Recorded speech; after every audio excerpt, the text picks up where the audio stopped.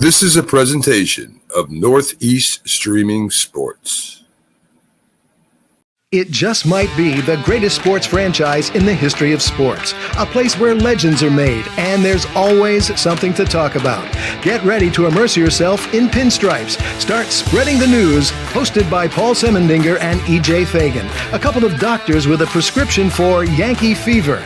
And now, here's Dr. Paul Semendinger and Dr. E.J. Fagan. Get ready to start spreading the news.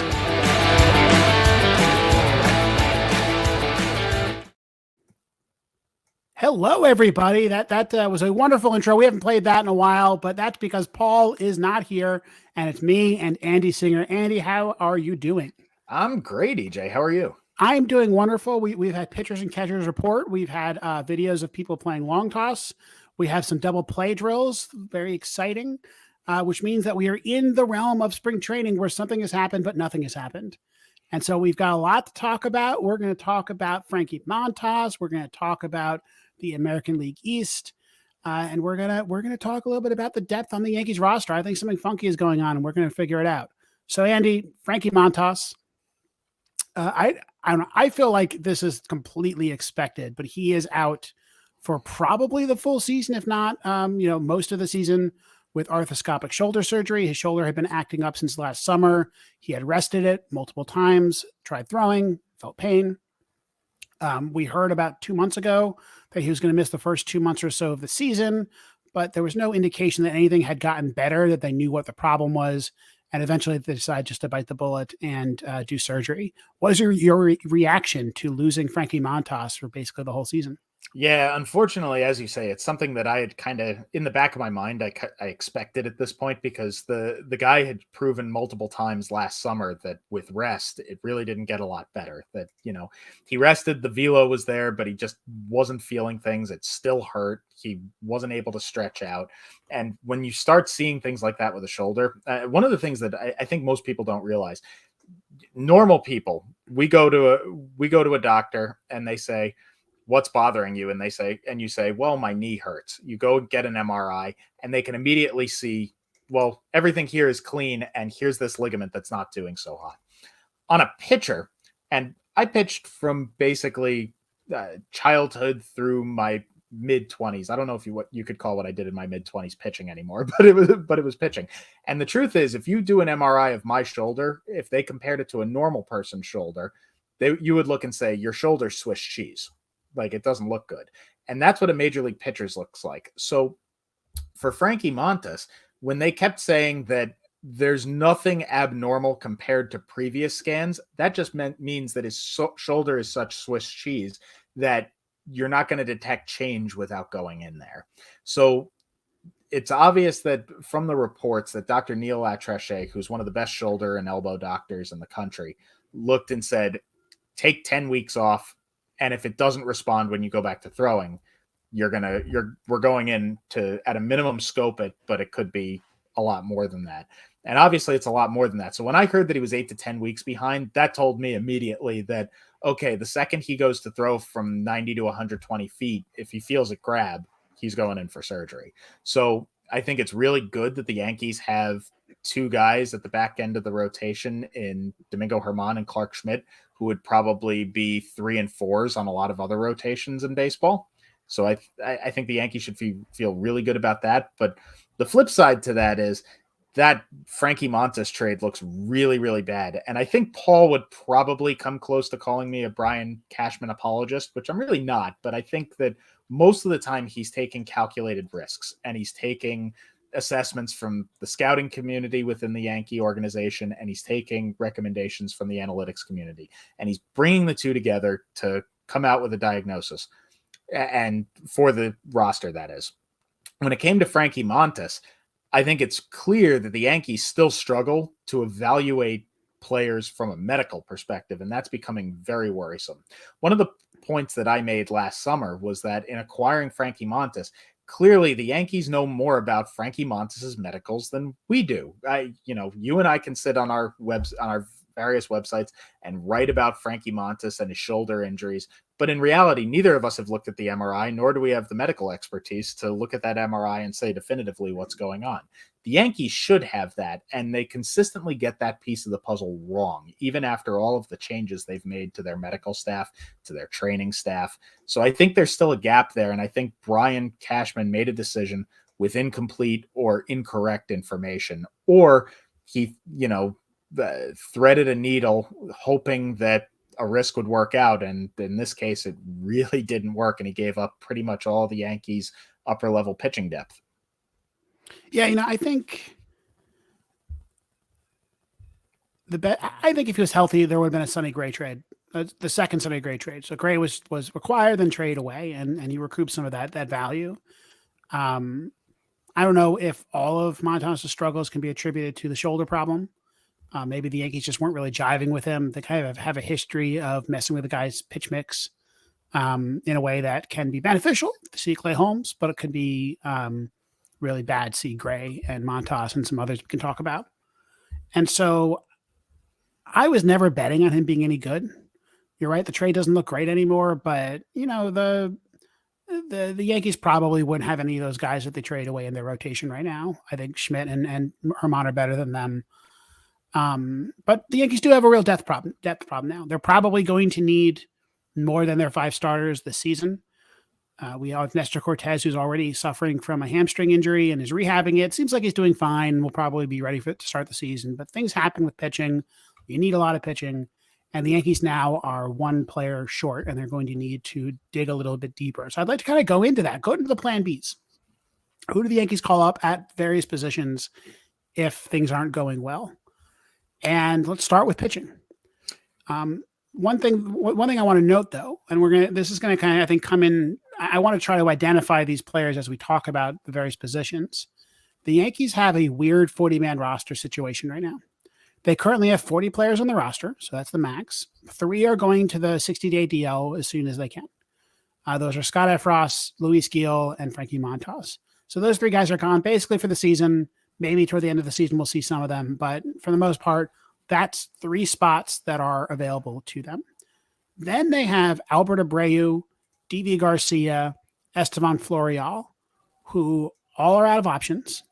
Maybe Abreu makes the team, but the others are probably not making the team. I don't think Abreu does, frankly. They are probably going to be DFA'd before the end of spring training. They have a couple of other players that I think probably aren't long for this world on the 40-man roster, most specifically Jimmy Cordero, who they just picked up off of waivers. He's 31 years old. Who knows? Maybe they see something in him, but I don't think he's a. They like Jimmy. They actually like Jimmy Cordero a fair amount. He's the guy who's sitting mid-90s. I think he played at AAA for the Yanks, but he was also DFA'd by the White Sox, I think, or something like that. Like he's not somebody who I think they're going to be precious about holding on to. But that means they have 4, 5, 6 players they can add to this roster that already has a lot of guys in the high minors. So when we talk about depth, I want to talk about both who's on the 40-man roster and who you think could be added to it, maybe even some wild cards. So let's start off with starting pitching. So let's say you got Clark Schmidt, you got Domingo Germán. We know who those guys are. Let's say they need to dip a little further into the farm than that. Who do you think is the next starting pitcher that gets called up? Yeah, so the next tier of guys are, you're looking at 3 guys really that they added to the 40-man roster this offseason. And that's Johnny Brito, Matt Crook, and Randy Vasquez. And I'll start with Johnny Brito because I think he's probably the name that most Yankee fans don't know at all. So Johnny Brito is a guy who was really an org arm for years in the Yankee system. A guy who had really good command of 4 different pitches, but was a right-handed pitcher who threw in the high 80s. There's nothing interesting about that. Well, as multiple Yankee prospects do, he's added multiple ticks to his fastball, and he lives in the 92 to 96 range now. He's got a very usable changeup. It's probably close to major league average, and 2 breaking balls that are nothing spectacular. But the big thing that Johnny Brito does that most pitchers struggle with today, with the focus on velocity and spin rate, is he really has good command of all of his pitches. He can move the fastball around the zone up and down.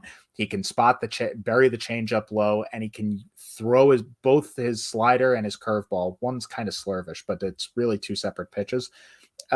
He can hit them for strikes, and he's up at AAA now, and he's a guy who's performed reasonably well in the high minors recently. The Yankees like him.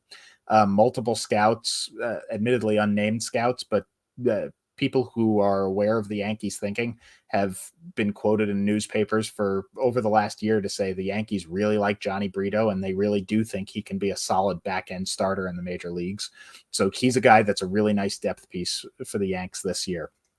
The next guy who Yankee fans might know, so to take a half a step back, the Rule 5 draft it occurs every single year, and it's a draft of guys who have spent a minimum of 5 years in the minor leagues but haven't been added to 40-man rosters. So generally speaking, these are back-end roster filler guys who have to make the major league roster or get sent back to be offered back to their original teams. So generally speaking, there's not a lot interesting that happens in the Rule 5 draft other than the Yankees lost a guy or two in the last few years, and we've talked a lot about that. What's even less interesting normally than the major league portion of the Rule 5 draft is the minor league portion of the Rule 5 draft, which is basically where teams trade organizational filler around.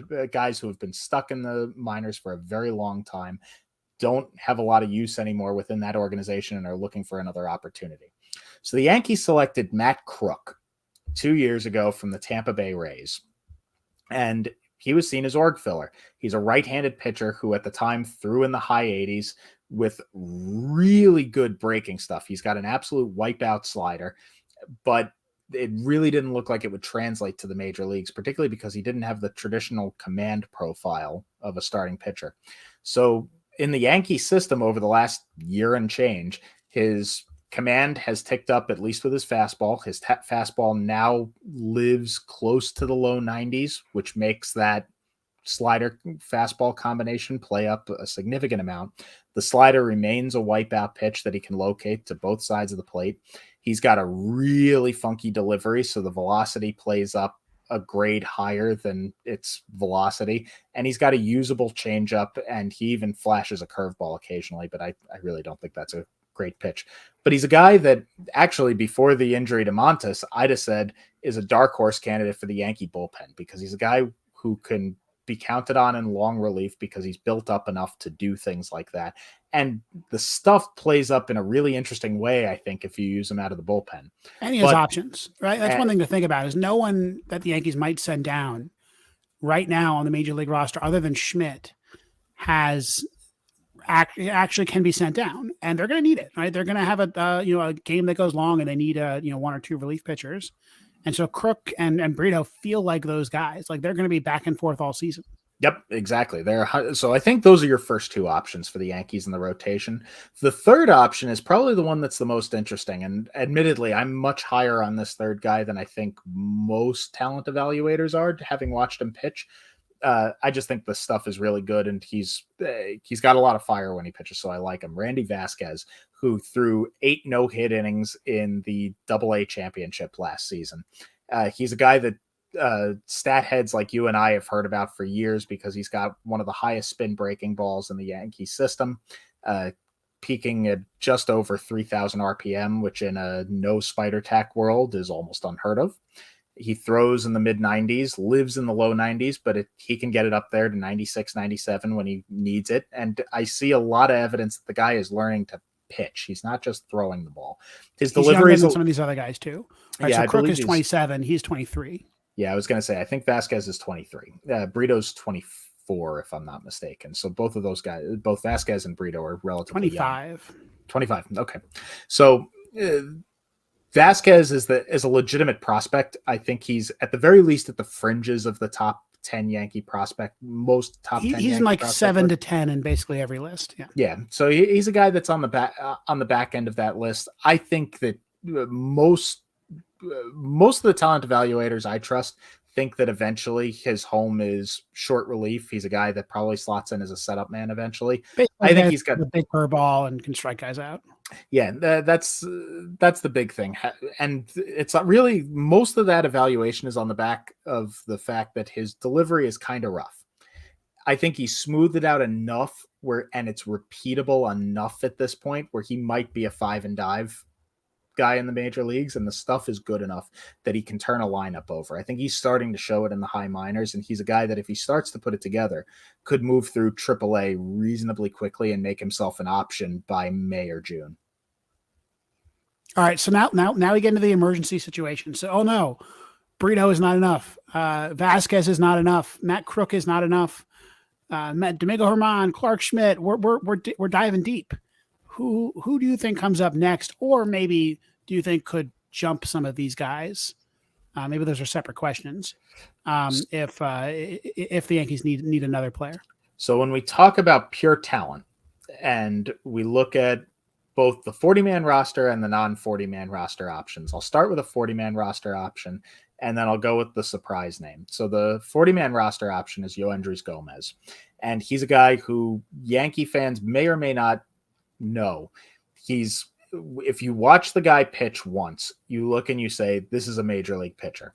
He just has that build. If you were to build a prototype body for a starting pitcher, Yoendrys Gomez has it. He's 6'3", 6'4", well-built, long legs. He repeats his delivery well. He throws hard. He's got good breaking stuff. He pitches 25 innings a year. And he pitches 25 to 50 innings a year. He's had a lot of arm troubles for the Yankees. However, last year he got healthy by the end of the year. He pitched reasonably well, moved up to Double-A finally. So I always say that the second you hit Double-A as a professional baseball player, you become someone that the major league team watches. You become a legitimate option because you've advanced far enough. You've played against competition that makes you viable. You're not going to generally speaking, you're not going to call a guy up from Single-A to the majors, but Double-A to the majors does happen. I think Yoendrys Gomez starts the year at Double-A, but I think his true talent level is probably closer to Triple-A. He just needs to get some innings under his belt. So in an emergency, he's still got one option year left, right? He's been on the 40-man for a couple of years now, and so he basically has to do it this year. Yeah, the fact that he's been on the 40-man for a couple of years, despite the lack of innings, tells you just what esteem they hold his true talent level at. And the fact of the matter is the Yankees thought that somebody was going to take him on the Rule 5 draft and try to stash him in the back of a bullpen for a year before they let him finish his development in the minors. So the talent's there. So Yoendrys Gomez is a guy who's on the 40-man roster. They wouldn't have to make any maneuverings to bring him up to the majors. So but he's also, unlike the other guys, I don't think anyone thinks he could play a game April 5th, right? And start the first doubleheader for the Yankees. No.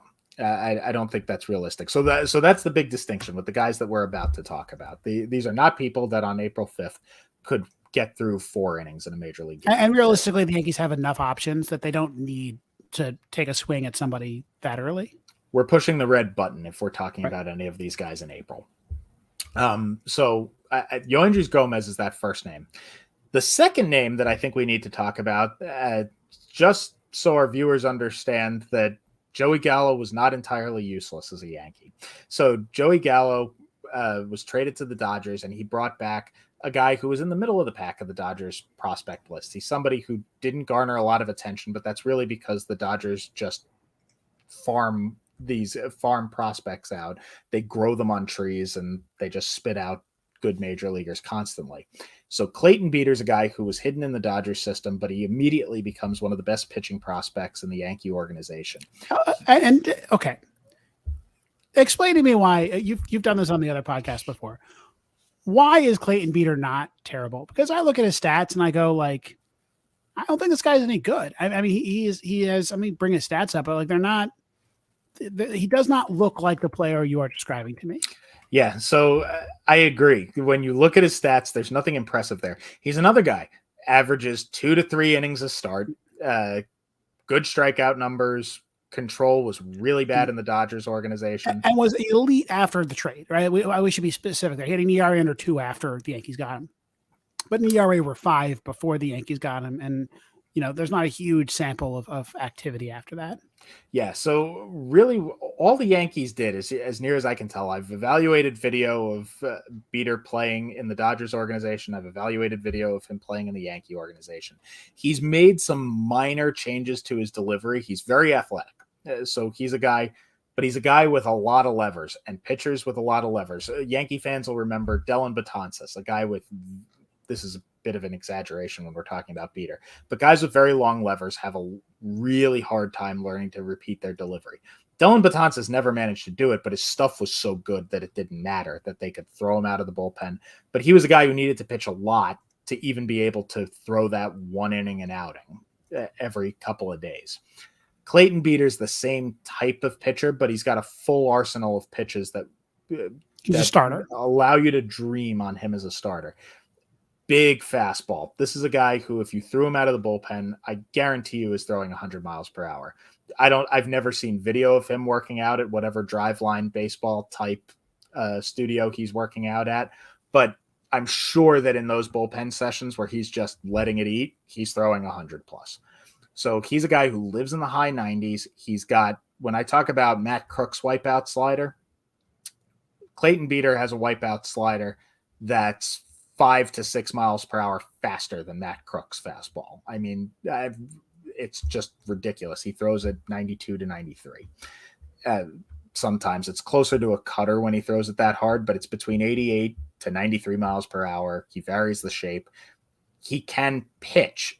It's really about how much is he going to repeat his delivery. So the Yankees pitched him in short outings to ensure that he really worked on repeating that delivery. So I'd imagine that this year they're going to work on lengthening him out and seeing, can he start? I personally believe the guy's a short innings relief pitcher. I think that the Yankees could probably cut bait on Beater as a starter halfway through the year if they need bullpen help, because I really do think he could pitch at the major leagues as a bullpen arm relatively quickly. Well, you didn't mention his biggest problem is he doesn't get lefties out. Yeah. He doesn't get lefties out, and that's partially because he doesn't feel comfortable throwing a changeup at all. And that's what a lot of righties have an issue with. And it's not that his changeup isn't any good, it's that he can't command it. And that comes from a delivery that doesn't allow him to repeat his foot placement, repeat his arm slot. There are a variety of reasons why throwing a changeup is one of the most difficult things in all of baseball. Yeah, so I mean, I'm looking at Keith Law's prospect review of him, and he basically says this guy needs a splitter or something, or a split change or something like that, because, you know, the changeup probably isn't coming, but he just gets creamed by lefties, and so, you know, that means he can't be until he figures that out. He's gonna have trouble as a starter. Now, that said, he had a 2 ERA in 25 innings with the Yankees after the trade, so maybe they figured something out there. His season numbers against lefties are 385 on base percentage, so very, very bad. Yeah. I mean, remember, though, the Yankees only threw him in 2 to 3 inning starts. So that's the caveat there. You can the Dodgers limited him too, I think, right? I mean, not quite to the extent that the Yankees did, but they limited him a fair amount. They had him stretched out at the beginning of the year, and then they threw him in very short outings at the end of his time there. Again, he was working on some delivery related items. I mean, when you watch the video, he had changed his stride direction, his stride length.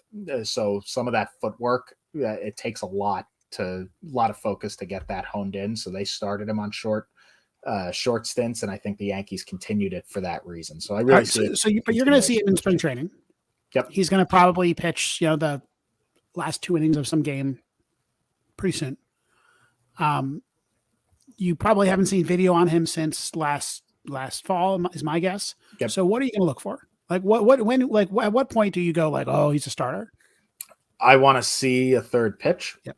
The changeup, he can throw one. It's not a pitch that I think is going to be consistent. Part of that's because he throws so hard, but I want to see a third pitch. I agree with Keith Law. Splitter just seems like the natural progression. It's a hard pitch to throw, right? I mean, just saying, just throw a splitter is a lot. Just part of the reason Keith Law says that, when you watch him throw his changeup, he's got a very wide spread on his fingers already. He's a large body with big enough hands to throw a splitter. So I would put my hands up on camera, but that's not going to give you any scale. You need a big.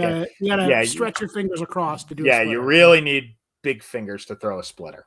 So I'd imagine that he's a guy that can do that. So that's what I want to see. I want to see foot placement. So if you watch on TV, and this is something for our viewers at home, when I talk about repeating a delivery, so the things you can see from camera are arm slot. How high up is the arm relative to the shoulder? But the other thing that I look for when a pitcher lands, you start to see a dark spot on the mound from where that landing foot hits. One of the things Beater has struggled with in the video that I've seen is he does not hit that lead foot consistently down on the mound. So I really want to see, I don't care whether it's falling off to one side or the other, because his stuff is good enough to overcome a guy that's falling off to the side balance wise. I want to see that it's hitting in the same place. All right. So we got Clayton Beater. I think, a prospect you can dream on, a guy who I don't think anyone would be shocked if he ends up being an important piece of the Yankees rotation going forward, or if he ends up being a big bullpen arm, or if he ends up doing nothing at all. There's some other guys, though, that are at AAA, also not on the 40-man roster, that I think will probably come up before Beater, is my guess. So tell me about, I'm just going to tell you which one to pick, Will Warren. Yeah, so Will Warren's a guy that I don't like quite as much as I think a lot of the... But everyone else likes him more. So yeah, so Will Warren is a guy who's shot up a lot of prospect rankings. He's another also guy... without like the stats to back it up. Yep, he's a guy who... correct me if I'm wrong, EJ, because I'm not looking at the numbers in front of me, but I believe his strikeout rates aren't bad, but they're nothing elite. They are around 9, right? So he can strike out about a batter per inning, doesn't walk the ballpark, does get outs, and this is just his first season in the minors. So he came out of Southeast Louisiana University, wherever that is, in the draft, and doesn't throw hard. But he's a guy like he's another guy who's added a tick to his fastball in the Yankee organization. He was up into the low 90s in his draft year. He's hitting 96 with the Yankees, but he's living 93, 94. And the key thing about him that at least that, as you have told me, is that he has spin. He has a fastball with huge life, and therefore, it plays up higher than the actual velocity would suggest. Yeah, it's got a ton of life. His breaking ball also has a fair amount of life as well. The issue that I have with Will Warren is he has no idea where the breaking ball is going. The spin's enough to get guys in the minors to wave at it. I'm not convinced that that's going to happen for him at the big league level, which is going to force him to throw his tertiary pitches a little bit more. And I'm not convinced that those are there to start. I think he's an interesting prospect. I'm not sure that I think he's a lot more media hype than he is real scouting hype, because when you read scouting reports in places like Fangraphs, Keith Law, you begin to see a lot of the same things that I'm saying, that they're not sure that he can work through a lineup, and that even the secondary pitches have enough command to get through a major league lineup. So here's what I'll say. He came out of a not big program, right? He's not pitching at Rice or, in the SEC, whatever. And he hit AA in his first year. Yep. That's not nothing. That really is, I think, saying that the Yankees think he's good, that he's capable of moving really quickly through the minors. I mean, if you think about a Jordan Montgomery type, very different type of pitcher, but similar kind of idea where he's just ready. Like he could just be Domingo Germán now. I'm very curious to see where they start him in the minors. So he's only got how many innings? He's got 94 innings at AA, which again, real quick that he got those innings. 94 innings in his first season in the minors, pretty crazy, but 94 innings at AA. Velocity is going up a little bit. He's got really good results. He was, pretty good at not allowing batters to score. And they could put him at AAA to start the season. Now they have a lot of pitchers. We're talking about all these pitchers, right? They're all looking for the AAA rotation. And so, Clayton Beater could also get, smushed down to AA. I think where he starts will be a signal, because he's basically done AA. He doesn't need to start at AA. But, of the players we're talking about, he is by far the least experienced in the minors. And so if they think that he is something special, that the scouting reports aren't all hype, I think they push him to AA. If they think that he's like a fringe major league player at best, not somebody worth investing in, not somebody worth displacing a Matt Crook or a Johnny Brito for, I think he ends up I think we'll see him at AA, and that will kind of be the next bit of information we get about him. I mean, do keep in mind, while his walk rate wasn't bad the way a lot of guys who add velocity tend to show, he gave up a lot of hits at AA. So he was almost 9 hits per 9 in addition to a walk rate of 3.2 per 9. It's a 4 ERA. Yes, it's 18 starts, but I do think Will Warren, maybe I'm wrong, maybe they do send him to AAA, but I think he's got more to prove at AA. I'd want a guy like Will Warren, who threw his first minor league season and didn't dominate AA. He was clearly too good for high A. He had a learning experience at AA. I want to see that he aces the test on a second go round. Yeah, but FIP of 4.03, so that's not that bad. Even with even if he got a little lucky on batted balls. I feel like there's a reliable pitcher somewhere in here. Yeah, I'm not going to say that it's not there. I think his ceiling is that of a 4-starter in the majors. It's Jordan Montgomery. That's his ceiling, right? And then we could take I would love Jordan Montgomery back. I would kill for it. I was the high man on Jordan Montgomery as much as I love the Bader trade. Yeah, I was gonna say I love Harrison Bader. God, if we didn't have Harrison Bader right now, we would be screwed. We would have Brandon Nimmo on this team or Dalton Varsho. But yeah, right now that fifth starter would be very valuable as depth. We've talked a lot about starters. The Yankees, though, are going to need some relief pitching. I am not very confident in the Yankee bullpen. I know some others are more confident in the Yankee bullpen. The projection systems have them as basically an average bullpen, which is pretty much where they were at in the second half last year. But you got Mike King coming back. You got Tommy Kahnle added to the bullpen. Still, they're going to need some depth. They're going to need guys to come up when the bullpen's exhausted.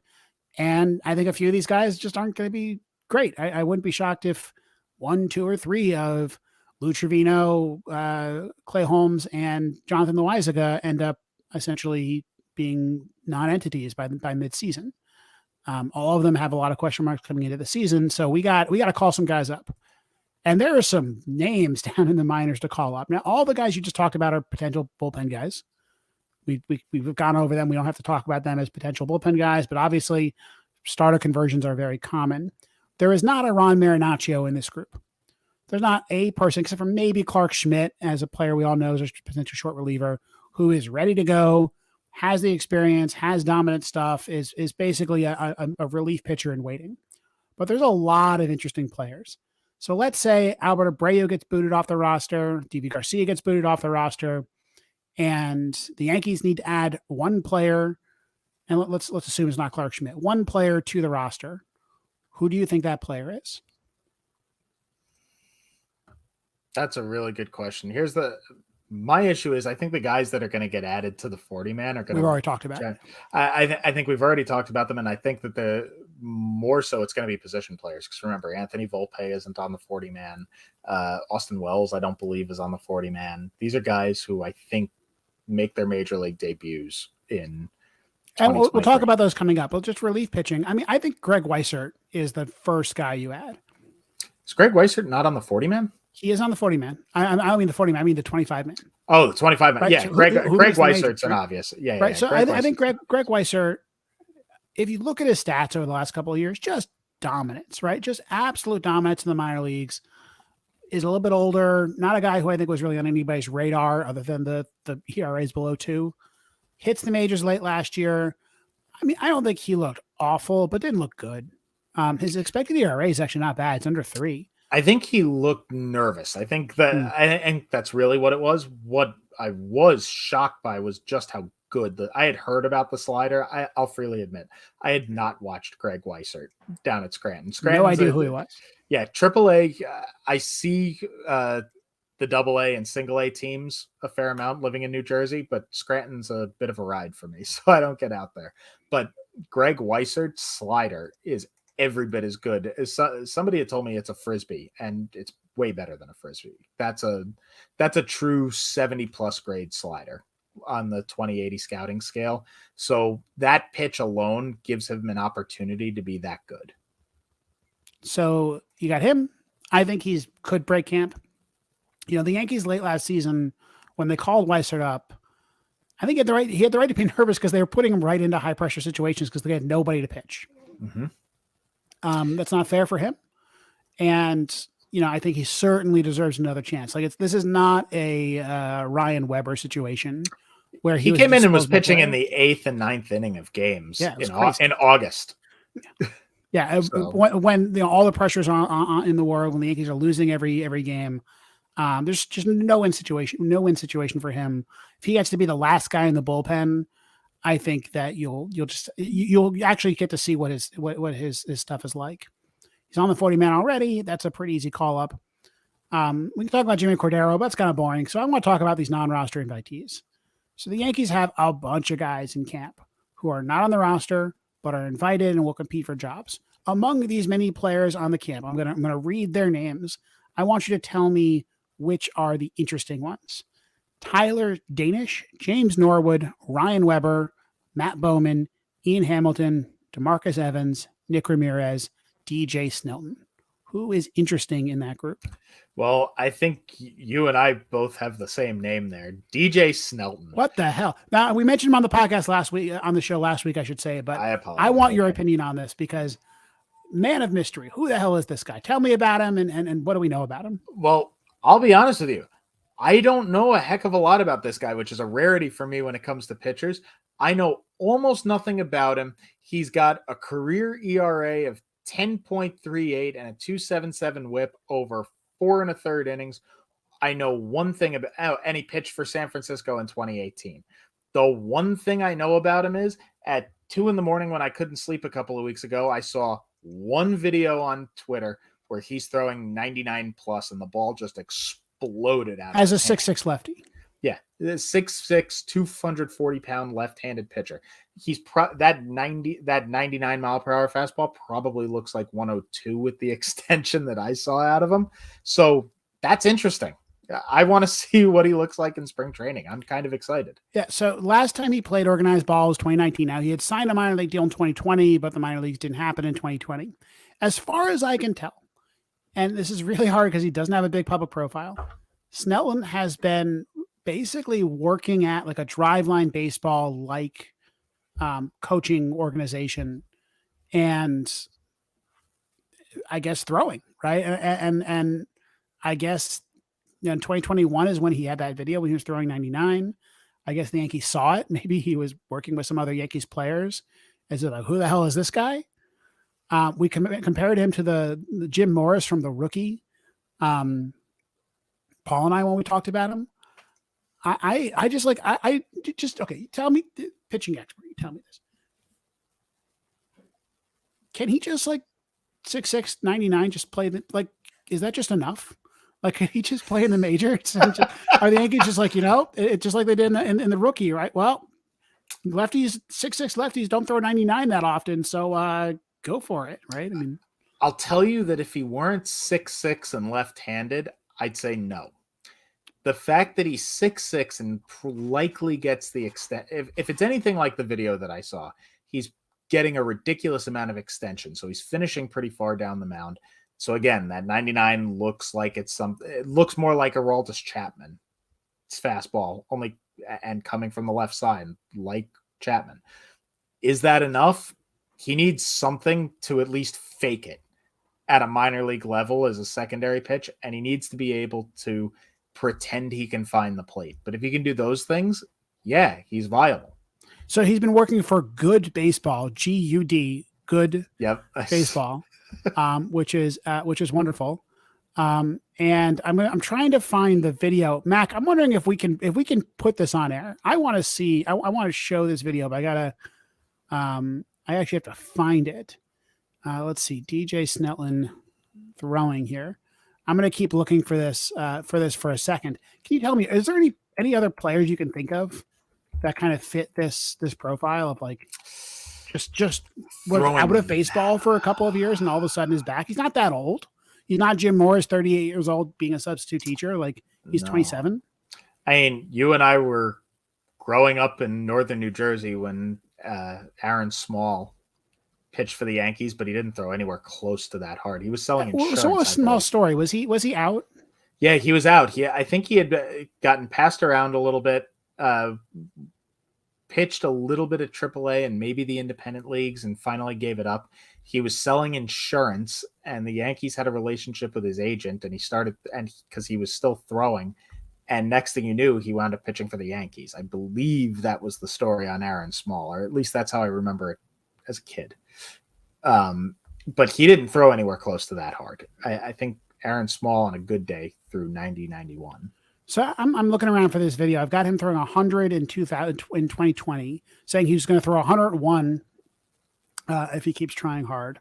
Like, why is this? I don't understand why. Like, I don't understand why he is not, why he is available, right? I mean, again, lefty throwing 101. Somebody at AAA, somebody's got a spot for him at AAA, right? This is not.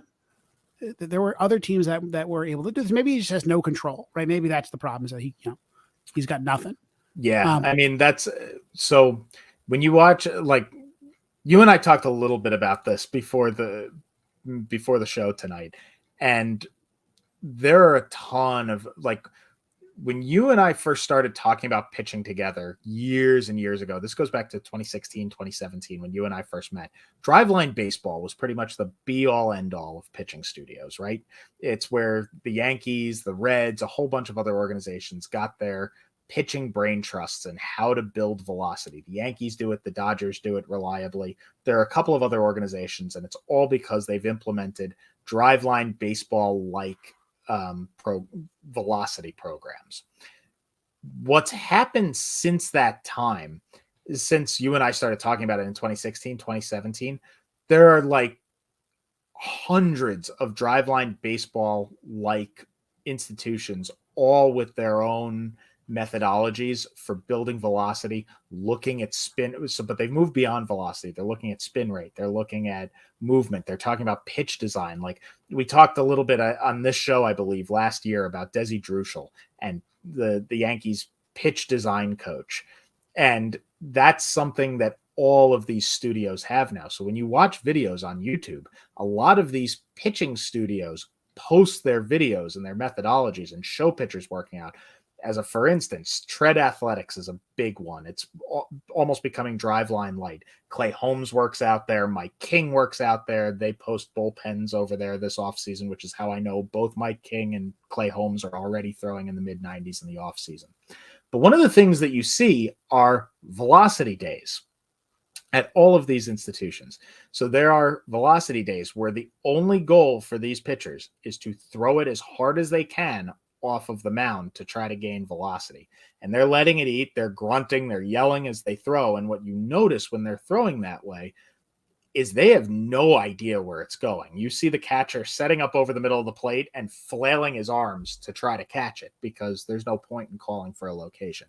What I don't know is if DJ Snelton was letting it eat with every ounce of what he had and just happened to find the plate, or if it was more realistic of what he's throwing during a bullpen. Because if that's what he's throwing during a bullpen, then it's really interesting. If that's his, I'm going to let it eat, and he's living at 93, 94, he's a lot less interesting. Mac, I'm not sure, our producer, Mac, I'm not sure if you're hearing this, but if you could put up the screen I'm trying to share right now, I want to put this guy on screen because this is weird, right? This guy, I want you to tell me what he looks like. I don't think he looks like a pitcher I've ever seen. It's a weird profile. And also you have to remember looking at this guy that he's 6'7". He doesn't look tall because you don't have a reference point. It's not like a penny next to him or something. So while maybe we can get that on screen, maybe not. Let's talk about some other guys who might come up. Are there any other players on this non-roster invite list that are at least interesting? Yeah, so I think Matt Bowman is of interest. He's a guy who's pitched at the big league level. He's had some arm injuries. The Yankees, I believe, signed him to a minor league deal previously, and I don't think he actually pitched for them due to injury. So I think he's somebody the Yankees have had their eye on. His profile from the last time he pitched in the majors isn't particularly interesting to me. So I think it's interesting that the Yankees are interested enough to sign him multiple times. So that tells me there's something in his profile they either think they can fix or tweak. So I think Matt Bowman's of some interest. beyond that, I don't really see Let me anybody. add Indigo Diaz. He's not a non-roster invite, but he is going to be pitching for Team Canada in the World Baseball Classic. That doesn't mean a lot, right? Team Canada needs pitchers, and I don't think Indigo Diaz is like their headlining pitcher. But has a lot of big strikeout stuff, has very poor control. But you could imagine him was with the Atlanta Braves organization. You can imagine the Yankees really taking that into something special. If you had to ask me kind of who could be the guy who could be whatever, Adele Betances to come out of the organization, Diaz seems like as good of a pick as anybody. I have no scouting report on him. I don't know what he throws, but it is interesting that he got picked for Team Canada. And we're going to see him in that very competitive environment pretty soon. Let's move on and talk about hitting now while we have some time. And hopefully we can, if our producer can, eventually we can get this on screen. If not, we'll have to do it some other time. So hitting, if the Yankees have an injury, it probably should be at shortstop. Probably not at outfield. But tell me, let's say the Yankees left field experiment's not working out. Maybe Harrison Bader's a little bit injured as he does get banged up. Who is coming out of the Yankee farm system to save the day after whatever we're trying right now just isn't going to work? Yeah, that's an issue. So there's not a ton of upper level depth in the Yankee minor league system. I don't know if you've discussed it recently, but there are the non-roster invitees, Willie Calhoun and Rafael Ortega. Those are guys who have had some varying levels of success in the majors. And Ortega strikes me as someone who could have gotten a major league job if he really wanted one, but he ended up with the Yankees. Yep. So I think a left-handed hitter with pop, who doesn't want to play at Yankee Stadium with those kinds of credentials? He's a pull hitter. He's a good enough defensive player that I think he'll be fine in left field for the Yankees. I think he used to play some center field. His numbers aren't bad. He's very much a platoon hitter, so you should never see a lefty at bat. But he feels like a pretty obvious guy to add to the roster. If the Yankees didn't have so many infielders, I think he'd be on the roster tomorrow. Yeah, and I think if Willie Calhoun actually got himself in shape, he's a really interesting hitter because he seems like a guy who said, "Who can fix me?" Right? Like I can sign with any team I want. Probably not going to get a major league spot. But he has really cool talent, like contact skills, has some power, not a great defensive player anywhere, but you can imagine him being a very, very strong hitter. And he just said, the Yankees can fix me. So I'm going to go to AAA. I'm going to play with the Yankees. And then maybe I'm slugging 650 at AAA on May 1st. And I get a Luke Voigt call up. Yeah. So those are the two non-roster invitees. As far as Yankee prospects go, look, I love Jason Dominguez as much as anybody out there, but I don't think he's a major league option this year unless something crazy happens, which he's talented enough to do. I could imagine in July, right? I mean, he's going to start AAA. He could hit 600 at AA and then end up at AAA on June 1st, and then whatever, right? If the Yankees Harrison Bader goes down, they need a center fielder. Who are they going to pick? They don't want to be Aaron Judge again. I think I wouldn't count him out. Like players of that kind of talent can jump a line quickly. Yep, it can happen. I don't know that I see it happening at AAA for Dominguez because I do think I don't think he's a guy they're going to skip AAA with. He's not going to go AA to the majors, so he's going to start at AA. I hope he rakes and gets to AAA, but that's going to be a huge test because that'll be a 20-year-old against guys who have pitched a lot of guys who have pitched in the majors, a lot of really upper level talent. So if he succeeds there, sky's the limit for him. So he's obviously the Yankees' most exciting outfield prospect. I think a high floor prospect who doesn't have an exciting ceiling is Elijah Dunham. Elijah Dunham's a guy who does a little bit of everything. He's a decent bat. I think he's somebody who's eventually going to get on base. He bats left-handed, which is obviously great for the Yankees. He plays reasonably good defense in left field. He's a decent runner. He's not a great runner. Again, this is a guy who isn't super toolsy. He's just a very undrafted free agent. He's just a very good base. So let's say undrafted free agent with a caveat. He was an undrafted free agent in the shortest draft in MLB. Sure, in the pandemic year where, yes. But still, I mean, a guy who he's a guy who's probably a 14th or 15th round pick in a normal MLB. I think if he were a better runner, he would have gotten noticed, right? Yeah. And the thing about Elijah Dunham is that, you wish he could play center or at least be a real, like a plus corner outfielder. Yeah, because he doesn't have the power. I think he's a guy, we talk about the 2080 scale for our viewers out there. When we talk about the 2080 scale, 50 is your dead average. So average game power, a 50 game power means a guy who could hit roughly 20 homers with some doubles. That's the type of power we're talking about. Elijah Dunham's closer to a 40 in game power. The raw power is more, but he doesn't have a ton of leverage in his swing. It's not 17 home runs in the minors last year in 110 games. So. Yeah, and I think that's about his ceiling. I think 17 is about the best you could expect from him in a full season with his bat playing. But again, I think he can hit righties. Remains to be seen whether he's going to hit lefties with big breaking stuff, but there are fewer and fewer lefty slingers in the major leagues, so maybe he's not a platoon bat. I think he sounds like the kind of player that has a long major league career for a team that's not the Yankees. He's Jake Cave, or I'm trying to think of another good example, just a player that is going to be on a different team every 2 years. Ben Gamel, right, is gonna get some playing time, and the Yankees can find guys like that. They found Ben Gamel, right? They found Jake Cave, but there's just no space for them on the Yankees roster unless it's the 2022 Yankees in left field. And I feel like that's the advantage of Dunham right now, is the Yankees could have just used him last year. Like if he was just a year older and one more year advanced, I think he would have gotten, Oswald Cabrera's playing time last year. Yeah, I think the Yankees have something of a logjam in the outfield in AA and AAA, so I'll be interested to see how that shakes out. Whether Dunham actually goes to AAA to begin the year, or whether he stays at AA. I expect to see him in AAA, which makes him a real option relatively early. Yeah, it's amazing. They have a lot of options, but no clear favorite. The one problem is that Esteban Florial is not going to end up, I think, in the Yankees AAA system. Right, so he's either going to be in the majors or he's going to be DFA'd. I think he ends up DFA'd, and somebody's going to take a chance on. They'll trade him on the last day of spring training, right? Like for some player some pitcher who ends up being the next Will Warren, or the next Luke Voigt or something, right? Like I that's going to happen. And again, that's going to happen with Albert Abreu. I think there's a couple of guys who that's going to happen to.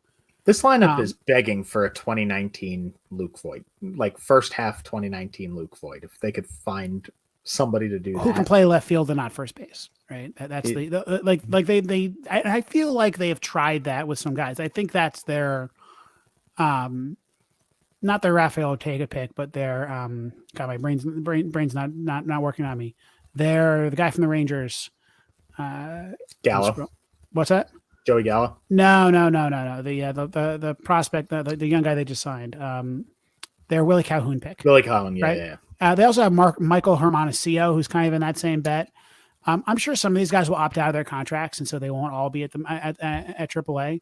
But it's amazing that they have so many. The Yankees are desperate for a left fielder, and they have a million options, and none of them are good options, or at least none of them are good options yet.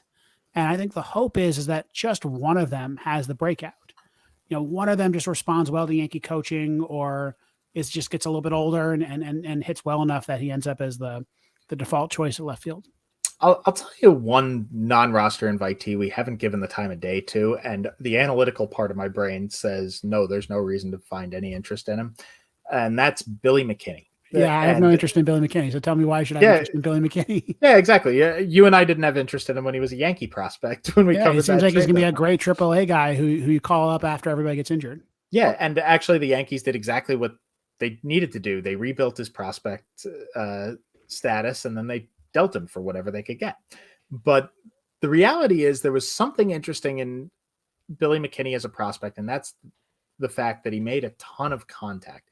They knew that he was going to be too big and slow at maturation to stick in center field. But as a left fielder, his arm was more than good enough, and he had a good glove, had a good feel for playing the game. He's a decent base runner, even if he's not fast. But what he did do was make a lot of contact, and he really hasn't done that since he left the Yankees, other than in spurts. But the reality is that the Yankee developmental staff got Billy McKinney playing the best baseball of his professional career. So despite the fact that every number that I can look up about his major league career tells me he's a non-entity as a roster player, I wonder if Billy McKinney brought up a guy, brought up playing for the Yankees and took a non-roster invitee there, because there's still people there who knew his swing way back when and could get him back to it. So Mac, if you're hearing this, I see you're in the chat now. If you could put the screen I've shared up, it'd be awesome. So we can talk about Mystery Man DJ Snelton. While we're trying to figure that out. Oh, that works too. Yeah, that link also works. While we're trying to figure that out, let's talk about catcher. Is Ben Wordfet is Ben Wordfet going to see 30 games this year?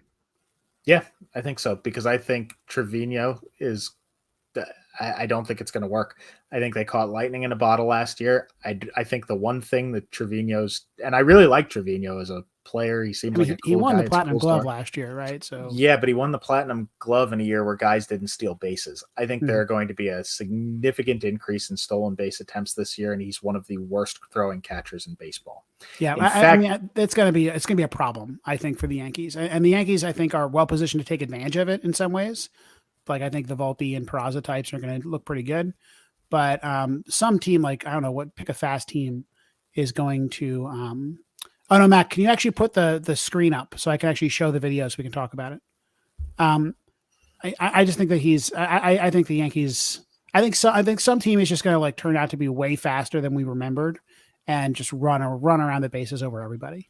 Yeah, I mean, I'm waiting for a series against the Orioles where a bunch of guys we've never heard of who are plucky steal 8 bases in a game, and the Yankees lose 7-6. And Trevino doesn't throw out a single guy. I'm kind of worried about a game like that, particularly because I don't see Trevino hitting. There's nothing there other than some contact luck from his first half last year. So I think he could very quickly become a non-entity. And, we forget about this fact. Higashioka's fine as a backup catcher, but he's another one who doesn't have a great arm. He threw a little bit better. He's up to an average arm. He had to improve significantly last year to get to the point of having an average arm. And I wonder if that's a flash in the pan, because he's a guy, we talk about Tommy John surgery. He's a guy who, as a minor leaguer, did not come back well from Tommy John surgery, and he still only throws 81, 82 as a catcher. So it's something I worry about. I think Ben Rortvedt is somebody. There was some interesting late development in his bat in the Twins organization before the trade. I think he's somebody who you could dream on approaching, say, 5% below league average with the bat if he's as good defensively as his billing was, and he can throw, which he seems to be able to do. I think he's an interesting guy, at least as a backup catcher. So I think he gets some time. I want to call attention to the other catcher we should be talking about. Well, actually, I guess there's two. There's one, Anthony Siegler, former first-round pick, former switch pitcher.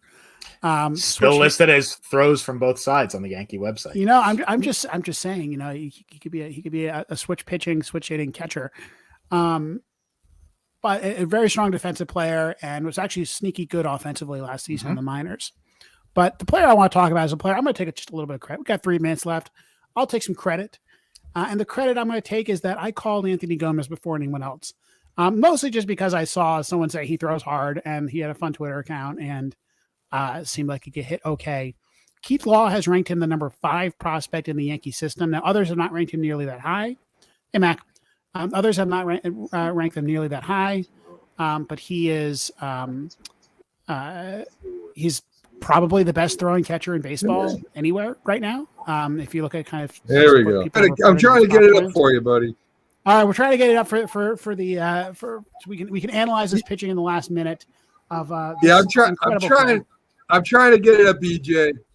It's giving me problems. I mean, so Paul in the past has just shared my screen and it's worked.